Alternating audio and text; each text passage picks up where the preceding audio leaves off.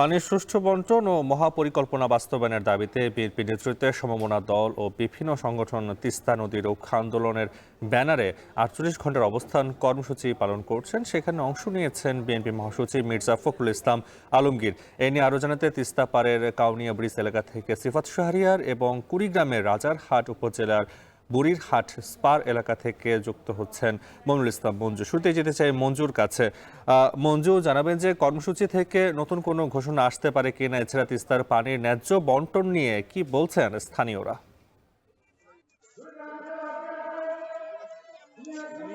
এখন দাঁড়িয়ে আছি কুড়িগ্রামের রাজারহাট উপজেলা বুড়িরহাট স্পার এলাকায়। মূলত এখানে যে অবস্থান কর্মসূচি চলছে, এখানে প্রধান অতিথি হিসেবে আছেন বিএনপির চেয়ারপারসনের উপদেষ্টা মোয়াজ্জেম হোসেন আলাল। এখানে যারা বক্তব্য দিচ্ছেন আর তাদের আমরা যতটুকু শুনেছি, তাদের এই বক্তব্যের মধ্যে তিস্তার যে ন্যায্য হিস্সা, পানির যে ন্যায্য হিস্সার পাশাপাশি তিস্তা মেগা প্রকল্প বাস্তবায়নের যেমন দাবি আছে, পাশাপাশি কিন্তু ভাঙন রোধের জন্য দ্রুত ব্যবস্থাপন গ্রহণের জন্য দাবি জানাচ্ছেন এখানকার মানুষ।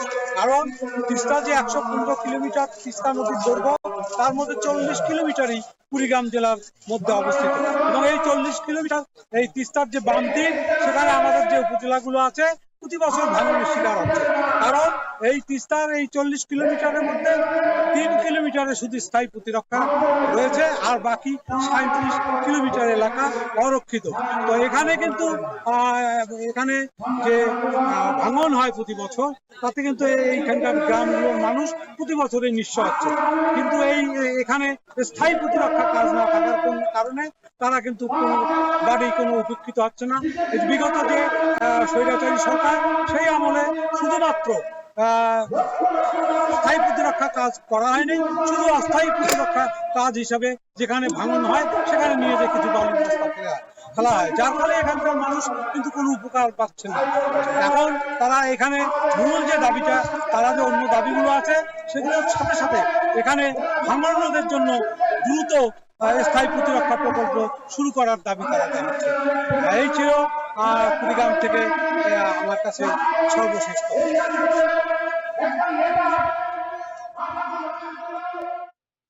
কুড়িগ্রাম থেকে যেতে চাই সিফাত শাহরিয়ারের কাছে। তিনি আছেন তিস্তাপাড়ার কাউনিয়া ব্রিজ এলাকায়। সিফাত, জানাবেন যে আপনি এর আগের সংবাদও যুক্ত ছিলেন আমাদের সাথে, এখনকার কি পরিস্থিতি দেখতে পাচ্ছেন, আর স্থানীয়রা বা কি বলছে এই পানি বন্টন চুক্তি নিয়ে?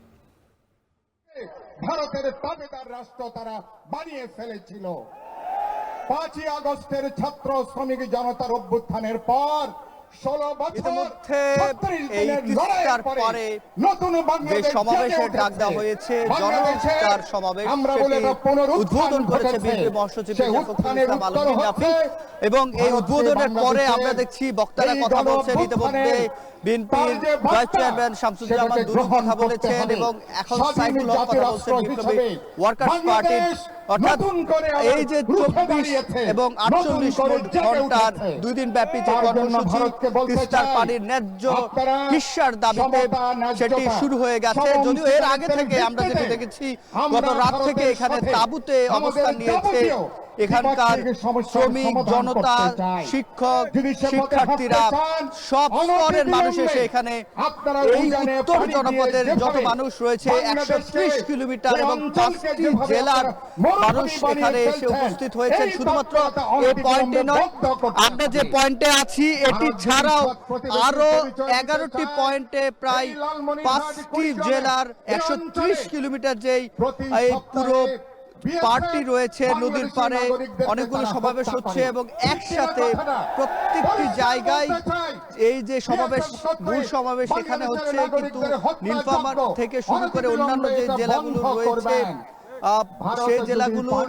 যেখানে সমাবেশগুলো হচ্ছে সেখানেও এটি প্রচার হচ্ছে এবং একসাথে উত্তর জনপদের সকলকে এখান থেকে আহ্বান জানানো হচ্ছে ন্যায্য হিস্সা যতক্ষণ পর্যন্ত পাওয়া হচ্ছে না এবং এই নদীর পানি বন্টন চুক্তি সহ অন্যান্য যে বিষয়গুলো রয়েছে, বাংলাদেশ এতদিন যে বৈষম্যের শিকার হয়ে আসছিল সেই বিষয়গুলো যদি ঠিক না হয়, তিস্তা মহাপরিকল্পনা বাস্তবায়ন না হওয়া পর্যন্ত এই আন্দোলন চালিয়ে যাওয়ার যে হুঁশিয়ারি এবং এই আন্দোলন চালিয়ে যাওয়ার জন্য সকলকে ঐক্যবদ্ধ থাকার যে প্রত্যয়, সেটি কিন্তু এখান থেকে বারবার উচ্চারিত হচ্ছে বক্তাদের মধ্য দিয়ে।